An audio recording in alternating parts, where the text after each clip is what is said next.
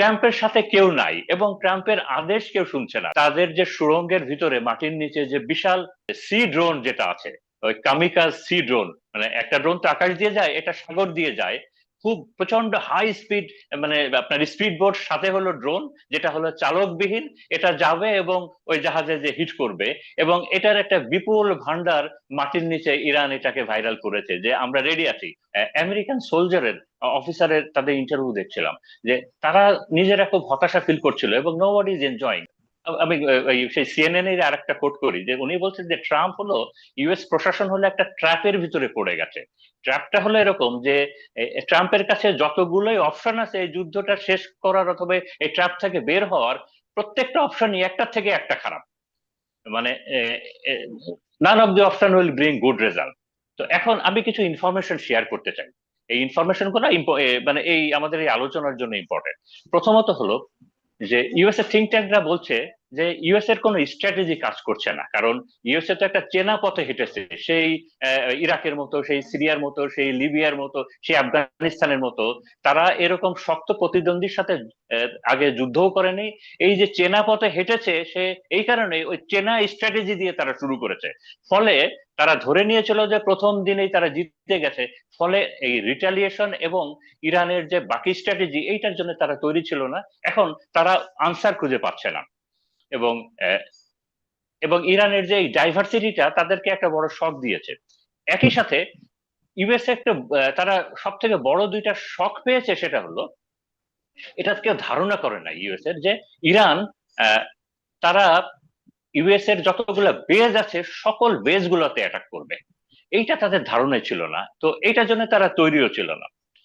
দুই নাম্বার, এর পরেরটা হলো যে ইউএস এর হিস্ট্রিতে এই প্রথম যে ইউএস যতগুলা যুদ্ধে গেছে, এবার আপনি অবাক হবেন যে এইবার শুধুমাত্র 17%, 17% ইউএস এর জনগণ ট্রাম্পকে এই যুদ্ধের জন্য সাপোর্ট দিয়েছে।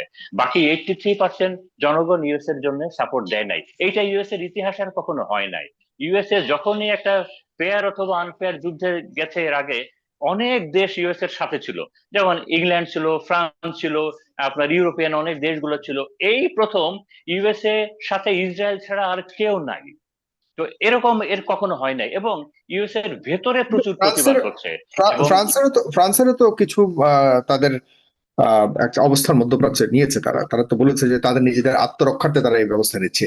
ফ্রান্সের আত্মরক্ষার জন্য মধ্যপ্রাচ্যে কেন অবস্থান নিবে, সেটার এখনো পর্যন্ত আমি নিজে ব্যক্তিগতভাবে কোনো কারণ দেখিনি। না, একটা বড় কারণ হলো যে আহ, ইউরোপ হলো প্রচন্ড ভাবে এনার্জির জন্য সাফার করছে। তাদের এনার্জির সোর্স হলো দুইটা, একটা হলো ওই রাশিয়া ইউক্রেন ওইটা, আর সেকেন্ড হলো মিডিল ইস্ট। এখন দুইটাই বন্ধ আছে প্রায়। এখন এতদিন তো ওই ইউক্রেন আর রাশিয়ার ওই এনার্জি সোর্সটা তো বন্ধ ছিলই। এখন এই এই মিডিল ইস্ট এইটাও বন্ধ আছে, তো তাদের আর কোনো অপশন নাই। আপনি আমার আমার আমি একটু পরে বলতে যাচ্ছিলাম, যেটা হলো কি যে ইউ এর বেশিরভাগ দেশই ইউএস এর এই আক্রমণের সঙ্গে নয় এবং তারা নিন্দা জানাচ্ছে। এবং আপনি অবাক হবেন যে আহ, অনেকগুলা দেশের ভেতরেও এটা প্রোটেস্ট হচ্ছে। আমি গতকালকে দেখলাম গ্রিসে বড় ধরনের একটা প্রোটেস্ট হয়েছে, ইটালিতে প্রোটেস্ট হয়েছে। এখন আহ, এরপরে হলো কি যে ইউএস এর ভেতরে ইউএস এর নেভি কমান্ডার কিন্তু আপনার অলরেডি ট্রাম্পকে বলেছে যে US navy is not ready. US navy হরমুজকে প্রোটেকশন দেওয়ার মতো এই মুহূর্তে ক্যাপাবলও না, এই মুহূর্তে রেডিও না। এবং একই সাথে ইউএসএ কিন্তু আপনার রেইনফোর্স করার জন্য ওই জাপান কোরিয়া বর্ডার থেকে তাদের এই মুভ করেছে, যেটা নিয়েও একটা বড় হতাশা দেখা দিয়েছে। একই সাথে আমি গতকালকে এটাও ইউএস এর একটা চ্যানেলে কিছু রিটায়ার্ড আমেরিকান সোলজারের অফিসারের তাদের ইন্টারভিউ দেখছিলাম যে তারা নিজেরা খুব হতাশা ফিল করছিল এবং নো বডি ইজ এনজয়িং। মানে ইউএস মিলিটারি এই যুদ্ধটা করার জন্য তারা মেন্টালি রেডি না। আচ্ছা, এরপরে যেটা বলতে চাই সেটা হলো যে যে আপনার আহ, এই যে এখন এখন দেখা যাচ্ছে যে ইরান তার মিসাইল গুলা দিয়ে পিন পয়েন্টে হিট করছে, যেটা আগে পারতো না। আহ, এক্ষেত্রে তারা চাইনিজ বাইডু একটা একটা বড় অ্যাপ আছে এবং একটা জিপিএস আছে। সিস্টেম আছে। এটা মেনলি মেনলি এটা নেভিগেশন সিস্টেম। হুম, মানে হুম। মানে এটা চাইনিজ নেভিগেশন সিস্টেম, এবং ধারণা করা হয় এটা অনেক বেশি মডার্ন এবং অনেক বেশি স্পেসিফিক। ইরান যেটা করেছে, ইরান তার এই যে নেভিগেশন পুরো সিস্টেমটা এটা ওই চায়না নেভিগেশন সিস্টেমে ট্রান্সফার করেছে। যে কারণে ইউএসএ এইগুলা ট্র্যাক করতে পারছে না, যে কারণে ইউএসএ এইগুলাকে ইন্টারফেয়ার করতে পারছে না। তো এই একটা বড় কাজ করছে, এবং এই কারণেই নেতানিয়াহু যদি জীবিত থাকে, তার মাথায় আগে কখনো ছিল না যে এত পিন পয়েন্ট ইরান হিট করতে পারে। এ কারণেই সে, আমি যেটা গতকালকে ইসরায়েলের একজন থিঙ্ক ট্যাঙ্কের কথা শুনছিলাম, তো উনি বলছিলেন যে নেতানিয়াহু বেঁচে আছে, বাট উনি প্রচুর জায়গা চেঞ্জ করছেন, বিকজ এটা ওনার ধারণার ভেতরে ছিল যে ইরান এভাবে পিন পয়েন্টে করবে। ইসরায়েলের ভিতরেও স্মল একটা সেগমেন্ট, বিশেষ করে ইহুদিরা যারা বাইরের দেশে আছে, তারা প্রোটেস্ট করছে এবং তারা জিজ্ঞাসা করছে যে আচ্ছা, আহ, আহ, তিনটা কোশ্চেন তারা জিজ্ঞাসা করছে যে 15 দিন আগে এই পৃথিবী নিরাপদ ছিল না আজকে বেশি নিরাপদ? 15 দিন আগে ইউএসএ বেশি নিরাপদ ছিল না আজকে বেশি নিরাপদ? 15 দিন আগে ইসরায়েল ভালো ছিল না আজকে বেশি ভালো ছিল, আজকে বেশি ভালো? তো আমরা এই কেন যুদ্ধ? তার মানে স্মল সেগমেন্টের ইহুদিরাও বাইরে, ইসরায়েলে না, ইসরায়েলের বাইরে আপনার প্রতিবাদ করছে। জি। ইউক্রেন ওয়ারটা কিন্তু, ইউক্রেন ওয়ারটা ওইটাও তো আর একটা বড় ফ্রন্ট, সেখানে কিন্তু রাশিয়া টেক ওভার করে নিচ্ছে, এবং এইটা ইউরোপের একটা বড় হতাশার কারণ হয়ে গেছে। হুম। আপনার নর্থ কোরিয়া গতকালকে তারা মিসাইল টেস্ট করেছে, মানে নর্থ কোরিয়া নতুন করে তারা মিসাইল টেস্ট করেছে। মানে ইউএস এর প্রবলেম গুলো আমি শুধু বোঝানোর চেষ্টা করছি। এই পাগলার সুযোগের অপেক্ষায় আছে হ্যাঁ, আমার কাছে মনে হচ্ছে। মানে ট্রাম্প সবই তো পাগল, কোনটাকে ভালো বলবো, এটা কি নর্থ কোরিয়া নাকি ট্রাম্প না আসলে ইসরায়েল? তো এখন আপনার ট্রাম্প নাকি কমপক্ষে 50টা রাষ্ট্রপ্রধানের ফোন রিসিভ করে প্রত্যেক দিন।